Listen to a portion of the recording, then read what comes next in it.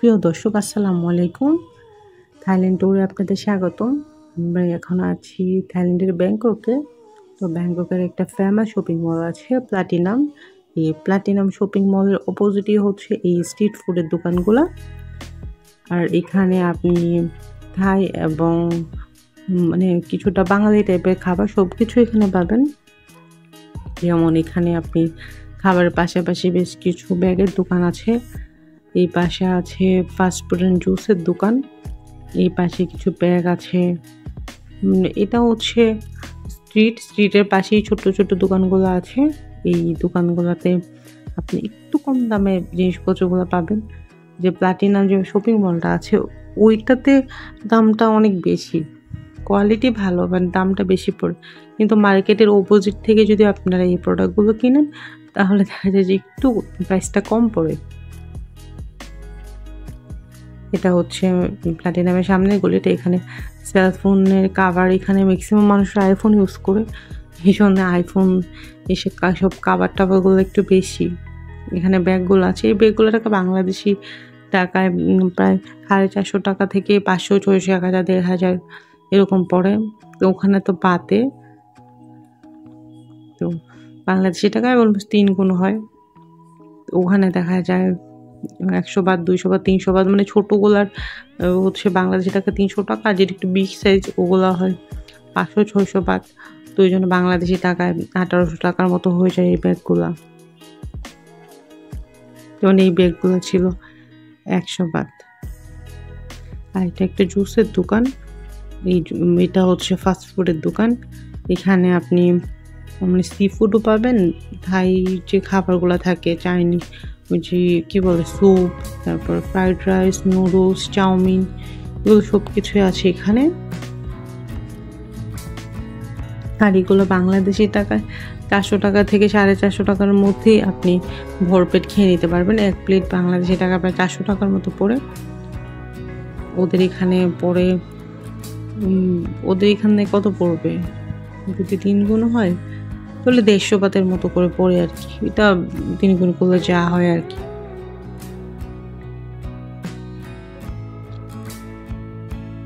তবে এখানে যদি আপনার ফ্রাইড রাইসের সাথে যদি অক্টোপাস নেন তখন কিন্তু দাম একটু কম বেশি হয়।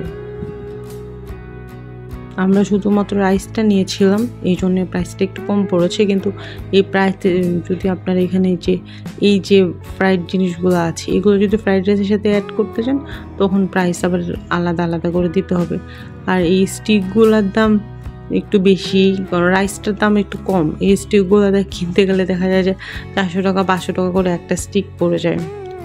আর চিকন অক্টোপাসগুলো ওগুলো ছিল 600 টাকার মতো।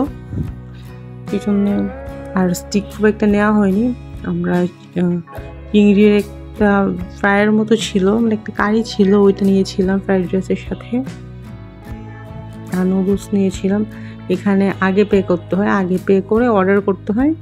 তারপর সামনে টেবিলের মতো আছে, ওই টেবিলে খাবার সার্ভ করে।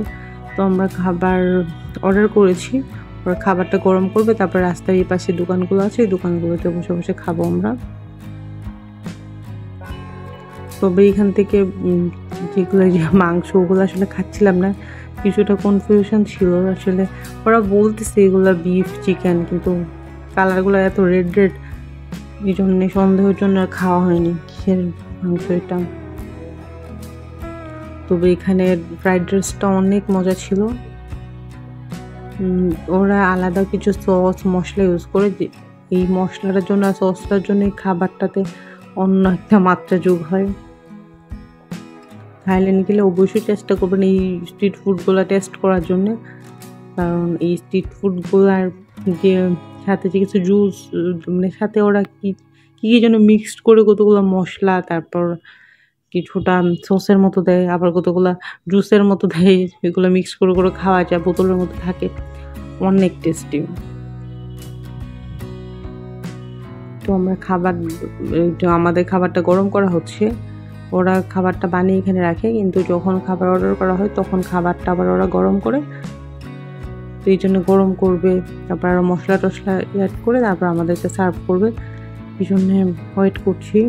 আর আমি একটু দেখাচ্ছি ওরা খাবারগুলো কীভাবে রেডি করে।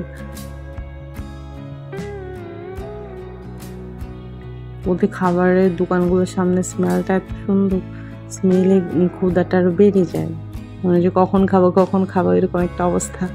অর্ডার করে দাঁড়িয়ে আছে কিন্তু মনে হচ্ছে টাইম তার কাটছে না। আর ওদের খাবারগুলা অনেক ক্লিন, ওরা বারবার হাত ওয়াশ করে, ওখানে পিছনের দিকে পানির ব্যবস্থা আছে, প্লেট সব সময় ক্লিন থাকে। আর ওদের মধ্যে ডাস্ট নেই বলেই চলে, এই জন্য খুব একটা নোংরা হয় না কিছু। আমি একটু এই পাশ থেকে দেখাই। এই পাশে আমার চাউমিনটা রেডি করা হচ্ছে। এই যে এই পাশে চাউমিন, এই চাউমিনটা আমার জন্য ওরা সার্ভ করবে, এই জন্য একটু ভালো করে দেখাচ্ছি। চাউমিনটা আগে রান্না করা ছিল, এখন আরও কী যেন ওই যে লেবু মশলা কী যেন মিক্স করতেছে। এই যে আরও সস দিচ্ছে, এই যে সস আরও কী যেন কতগুলো জুস মিশায়। খাবারটা এত টেস্টি হয়, মানে ওরা সামনে রান্না করে রাখছে, বাট যখন সার্ভ করে তখন আবার নতুন করে এটাকে রান্না করা হয়, মানে টেস্টটা আরও বাড়ানোর জন্যে। তো এখানে আপনি চাইলে 300-400 টাকায় একদম পেট ভরে খেয়ে নিতে পারেন।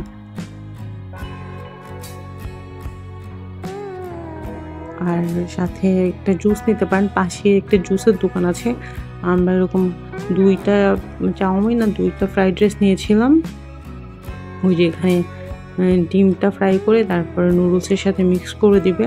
আর চাইলে একদম ফ্রেশ জুস নিতে পারেন। আমরা অরেঞ্জ জুস নিয়েছিলাম, 80 টাকার মতো পড়েছিল, মানে একদমই অরেঞ্জ জুস, মানে কোনো এটার সাথে কোনো পানি বা চিনি কিছুই মিক্স করে নাই, এত টেস্টি। মানে আমরা কী করি, অরেঞ্জ জুসের সাথে চিনি মিশাই, পানি মিশাই, কিন্তু ওরা একদমই পিওর জুসটা দিয়ে দেয়। অথবা চাইলে ম্যাঙ্গো জুসও নিতে পারেন আপনি।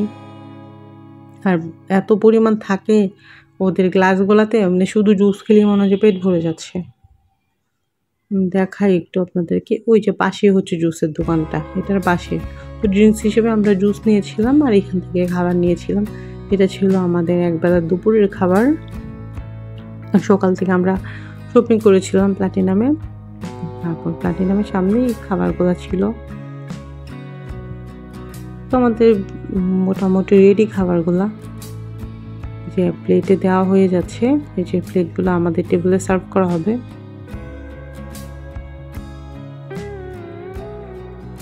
এটা অবশ্য আমাদের না, এটা অন্য কোনো একটা, মানে ওদের লোকাল কোনো পার্সনের।